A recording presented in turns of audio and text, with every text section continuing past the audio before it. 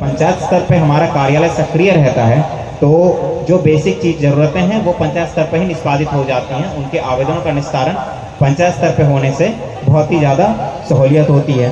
तो प्रत्येक पंचायत में पंचायत सरकार भवन के निर्माण की कार्य योजना है। अब तक मधुबनी जिला में कुल 75 पंचायतों में यह कार्य करा लिया गया है। इसके अतिरिक्त 107 पंचायतों में अब तक जमीन चिन्हित कर ली गई है और वहाँ भी पंचायत सरकार भवन के निर्माण का कार्य शुरू कर दिया जाएगा और बचे हुए शेष पंचायतों में भी जल्द ही उसका निर्माण कार्य प्रारंभ करने की योजना है। इसी प्रकार से ग्रामीण विकास विभाग के द्वारा भी लगातार प्रधानमंत्री आवास योजना के अंतर्गत प्रत्येक पंचायतों में लाभुकों को चिन्हित करके पक्का घर निर्माण करने के लिए उनको सहायता राशि दी जाती है, जिसके अंतर्गत 3 किस्तों में 1,20,000 रुपये तक की राशि उनके खाते में डायरेक्टली पहुंचाई जाती है।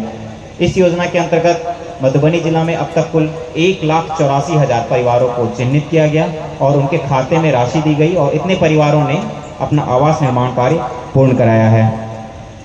खंडों में लगातार कार्य लिए जा रहे हैं एवं मजदूरों को अकुशल मजदूरी का लाभ दिया जा रहा है।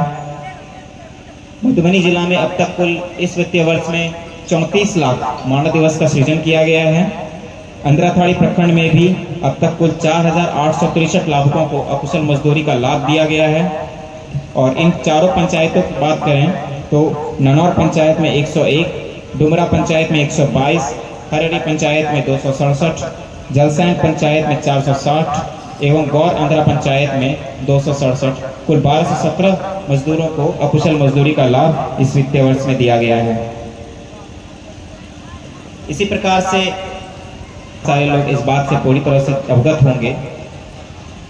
उसके लिए, उससे बचने के लिए, उससे लड़ने के लिए जल जीवन हरियाली अभियान की शुरुआत की गई है।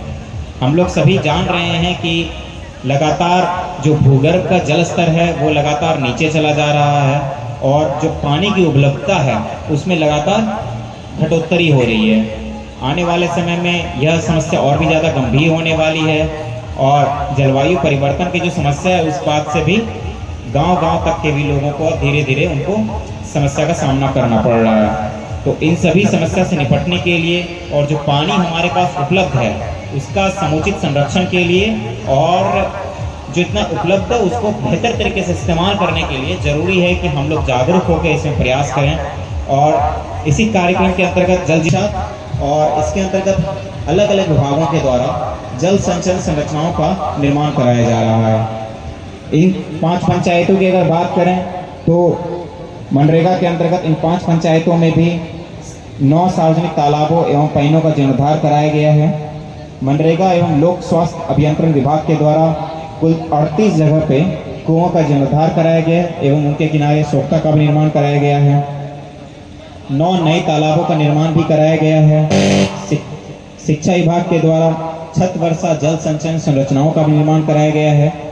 कृषि विभाग के द्वारा भी टपकन सिंचाई के अंतर्गत योजनाएं ली गई हैं। सिंचाई के अंतर्गत अगर हम लोग सिंचाई लेते हैं तो उसमें कितना कम पानी लगता है और अगर उसके बिना अगर करते हैं जो सामान्य तरीका होता है उसकी तुलना में बहुत ही ज़्यादा पानी हम लोगों का खपत होता है और उसमें यील्ड जो उत्पादकता है सेम उत्पादकता प्राप्त करने के लिए हम लोग को बहुत ज़्यादा पानी का खपत करना पड़ता है। तो जाहिर सी बात है कि पानी का अगर बेहतर इस्तेमाल करना चाहते हैं तो हम लोगों के लिए ज़रूरी है कि ज़्यादा से ज़्यादा कृषकों को हम लोग टपकन सिंचाई से जोड़ें, ड्रिप इरिगेशन की व्यवस्था करें ताकि बेहतर तरीके से हम लोग कृषि में उत्पादकता ला पाएँ।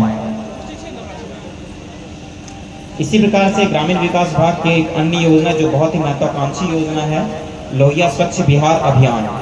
इसके अंतर्गत भी पूर्व में अधिक संख्या में शौचालयों का निर्माण कराया गया था। एक बहुत ही ज़्यादा मात्रा में जनभागीदारी हम लोगों ने सुनिश्चित की थी और ज़्यादा से ज़्यादा शौचालयों का निर्माण हुआ था। प्रत्येक घर को हम लोगों ने आच्छादित किया था। इससे जो अगला चरण है उसमें पंचायतों को कचरा से मुक्त करने की योजना है। इसके लिए प्रत्येक घरों में लगातार डस्टबिन का वितरण किया जा रहा है। स्वच्छता कर्मी और स्वच्छता पर्यवेक्षक नियुक्त किए जा रहे हैं ताकि जो कचरा घर से निकल रहा है उसका प्रॉपर हर घर से उठाव हो, डेली के डेली उठाव हो और उसको एक जगह फेंका जाए। उसके जो कचरा जहाँ रखा जाएगा उसके लिए व्यवस्था की जा रही है। प्रत्येक पंचायत में कचरा प्रबंधन इकाई का भी निर्माण कराया जा रहा है, जिसके अंतर्गत जितने भी पंचायत का कचरा होता है उसको वहाँ पर इकट्ठा किया जाएगा, फिर उनको पृथकीकरण किया जाएगा। मतलब अलग अलग तरह का जो कचरा होता है उसको अलग अलग तरीके से रखा जाएगा, उनको अलग अलग कर दिया जाएगा। जैसे मोटा प्लास्टिक है उसको अलग कर दिया जाएगा, कोई कपड़ा का कचरा